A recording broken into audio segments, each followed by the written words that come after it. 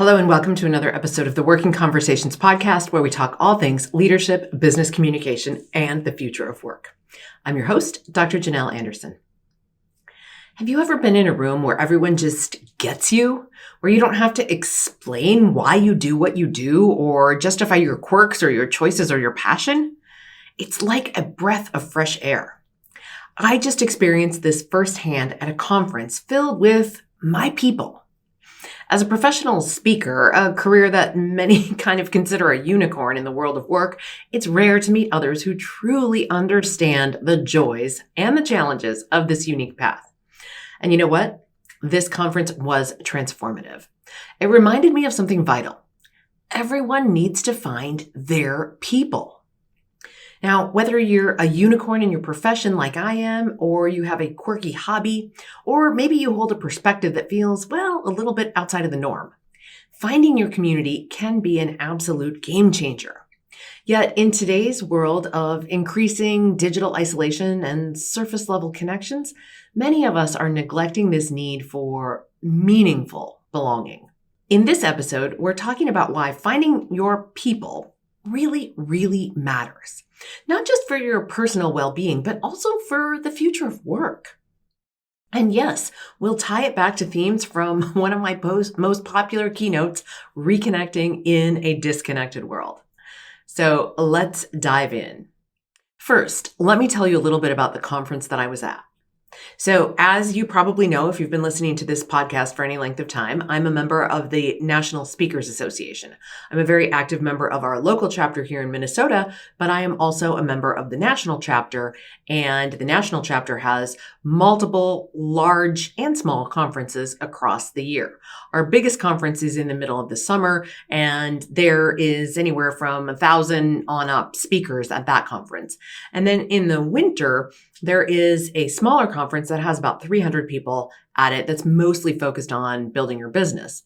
And then in December, there is one very special conference that is much smaller. It only has about, somewhere between 100 and 150 people. And it is the Certified Speaking Professionals, or CSP Summit.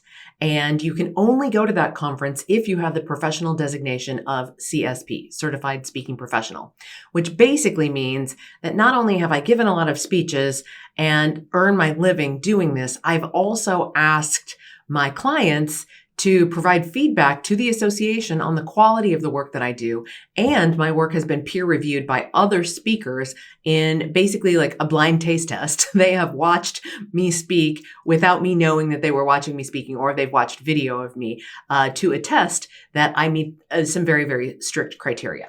So I was at this conference that is just me and the other CSPs. And we spend an entire weekend in small groups brainstorming ideas for each other's businesses. So we all come with a business challenge or idea that we're hoping to work on or get some clarity around or get some more strategies for. And we come together in this small group setting to brainstorm. And then, of course, we get to see all the rest of the folks who are there in some general sessions and receptions and networking and so forth. So it is like being in a hotel full of unicorns. And we just get so much out of being together. And so as I come away from the weekend thinking about how enriching this was for my business, of course, but also just for my soul, it made me feel like I needed to do an episode about why finding your people is so essential. So let's start with the basics. Why does it even matter? Well, we humans, even the most introverted and socially anxious among us, are inherently social creatures. Again, even the introverts. We thrive when we have a sense of belonging, when we feel like we are part of a community that understands us. And this is especially true if you're in a role or you have a hobby or an interest area that's a bit unconventional. Without a community, it can feel like you're always swimming upstream and that you are an island unto yourself. And it can be very lonely, both personally lonely or professionally lonely. So it's really important. Now, when you do find your people, you unlock several different types of benefits. The first is validation. You realize that your unique path isn't strange, it's valuable, and that there are others who are in it with you. And then the second thing that you get is a sense of support. You gain this network of people who can empathize, who can advise, as we were doing at the CSP Summit, and encourage you, as we will continue to be doing long after that summit weekend is over. So just that sense of support and that somebody's got your back and that you can, pick up the phone and ask somebody a quick question and they get you. It's just so, so tremendously valuable. And then inspiration. So seeing others who are at different points in a similar path can really push you to dream bigger and also to recognize how much you have accomplished. So as you think about, a continuum, a spectrum of accomplishment, and even at the CSP Summit, where we all have a certain baseline level of business acumen and accomplishment in our speaking business, there is still wide varieties of levels of accomplishment. And so you get to be inspired by those who are ahead of you on the path. You get to be an inspiration to those who are not as far along on the path as you are. And I think you get to look at the people who are maybe not as far along on the path as you are and very honorably say, I see you, I see where you are. And then maybe quietly to yourself, you say, wow, I used to be there. And I now recognize the accomplishment of what it took to get from where they are to where I am. So it's that inspiration. And I think it works on a whole bunch of different levels. And then number 4, connection. Most importantly, it fills that human need to deeply connect with other people. Again, the ones who get us.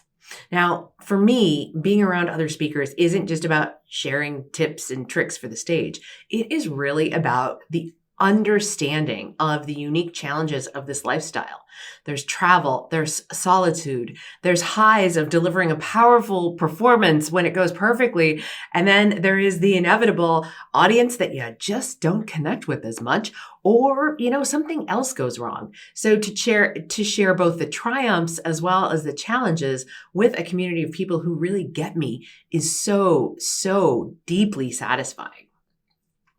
Now, it does not necessarily come easy. There are definitely some barriers to finding your people.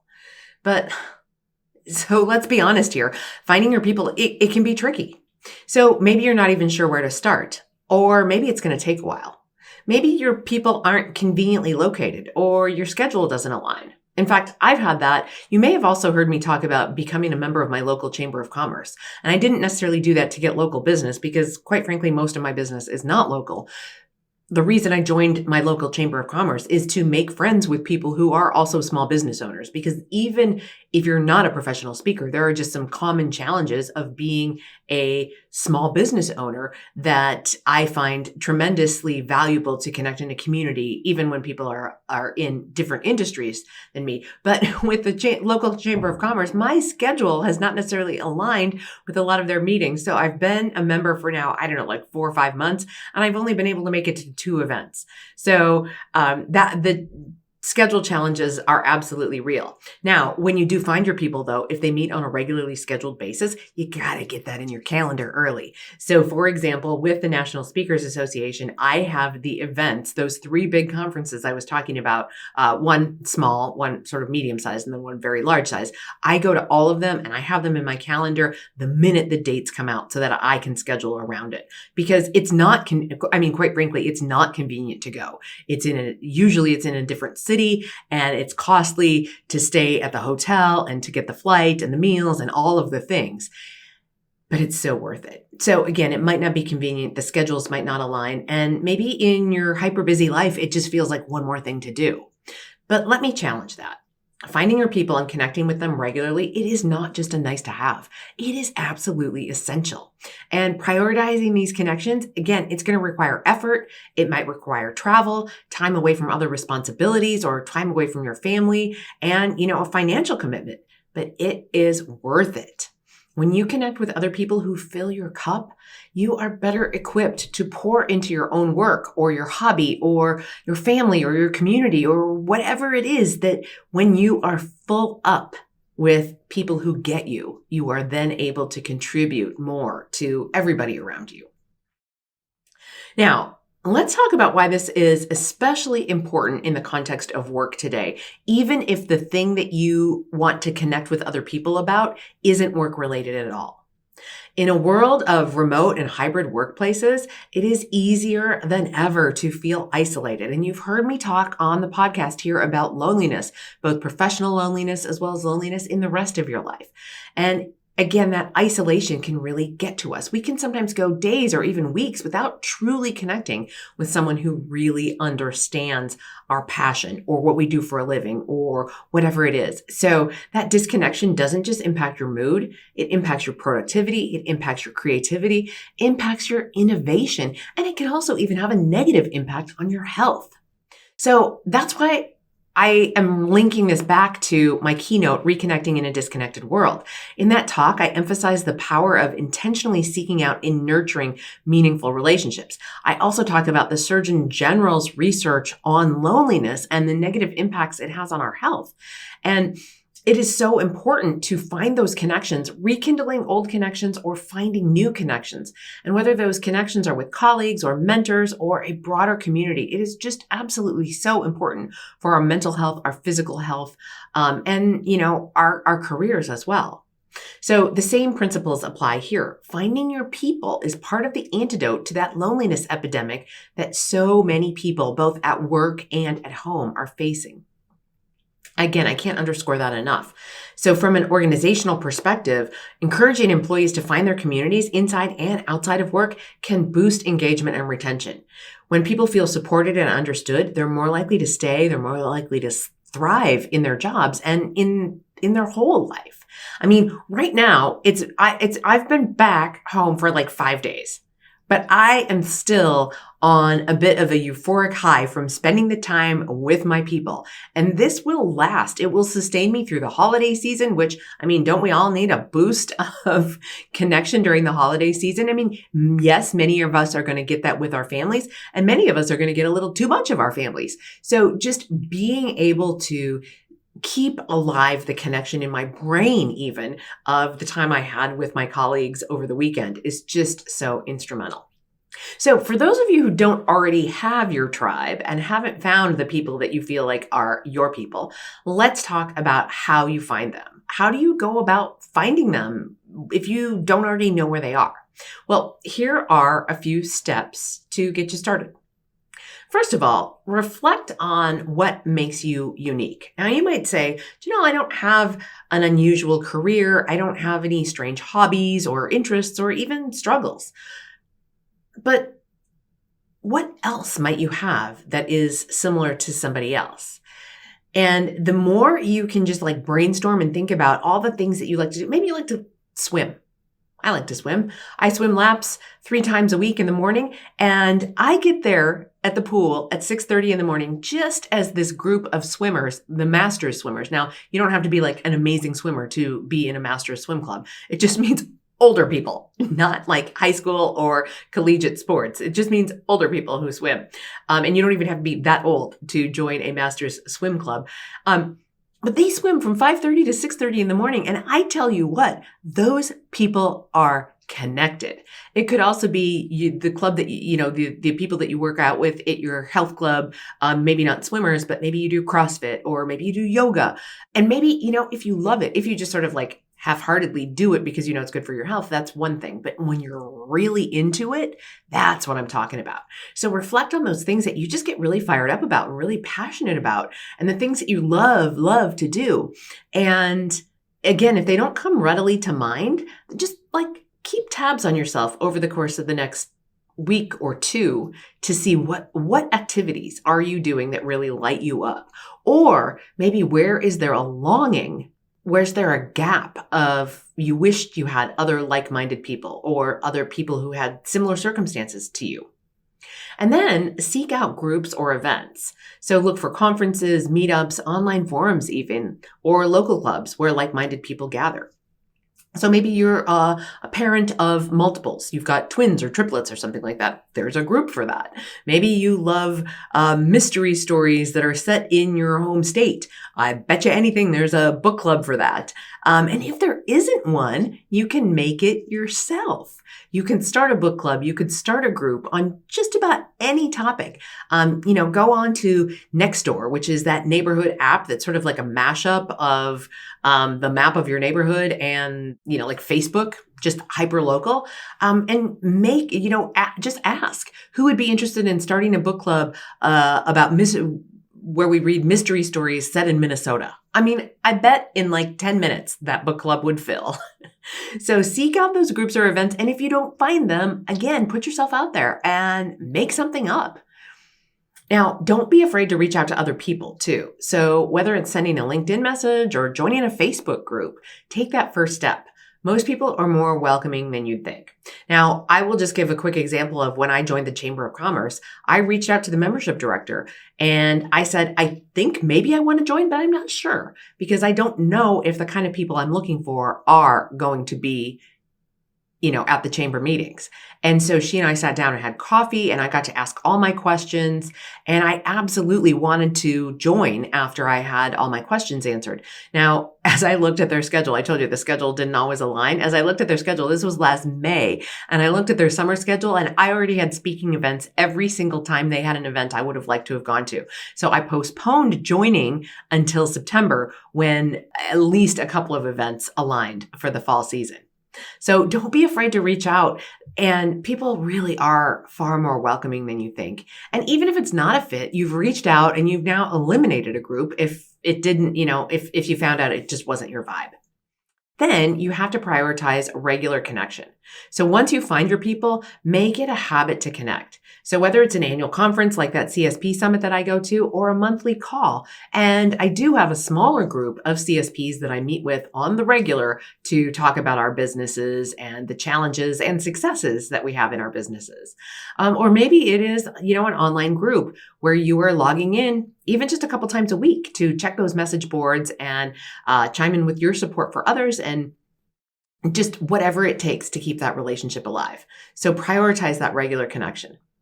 Now, if you already know who your people are, but you haven't connected them in a while, well, then just consider this your nudge. It is time to reconnect. So here is the big takeaway, the bottom line. Finding your people is not just about feeling good in the moment, like I was feeling after the CSP Summit. I still am feeling, and I will be feeling far into the coming days and probably another week or two. But it's not just about that. It's about building a network of support, of inspiration, and of connection that can really sustain you through the highs and lows of your work life, of your personal life, of your community life. It's about being part of something that is bigger than yourself. And when we think about it in the context of the future of work, where roles and industries are evolving at lightning speed, finding your people isn't just a nice to have, it's essential. So whether you're a unicorn like me or you just simply have a unique perspective to share, there is a community out there waiting for you. So who are your people? If you already know, I would love to hear about them. Send me a message or tag me on social media. And if you're still looking, just take one small step today.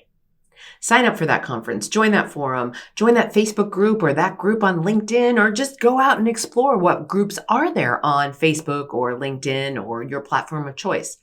Or maybe reach out to that person that you met at a conference last year and said you were going to connect with, but you didn't. They are probably going to be delighted to hear from you. Now, here's another way that you can take this message into your life in a way that, in fact, helps me. If you found this episode helpful, please share it with somebody who might need a nudge to find their people too. Or maybe it's somebody who is one of your people and you recognize, oh, I need to reach out to this person and maybe it feels awkward. You could use this podcast episode as a bridge. You'd share it with them and say, when I listened to this episode, I thought of you and I would love to reconnect. So let's keep building connections in this incredibly disconnected world. So as always, stay curious, stay informed, and stay ahead of the curve as you find your people. Tune in next week for another episode of the Trends Shaping Our Professional World. And again, as I mentioned before, if you learned something or you simply enjoy this content, or it would be a good reason to reconnect with somebody, please share this episode. You can also subscribe to my YouTube channel, subscribe to the podcast on your podcast platform of choice, and follow me on social media. These are all excellent, no-cost ways for you to support me and my work. You'll find links to my social media over on the show notes page. And this is episode 195. So janelanderson.com/195. Until next time, keep thriving, Keep connecting and keep working towards the future that we all want. Stay connected, stay curious, and I will catch you next week, my friends. Be well.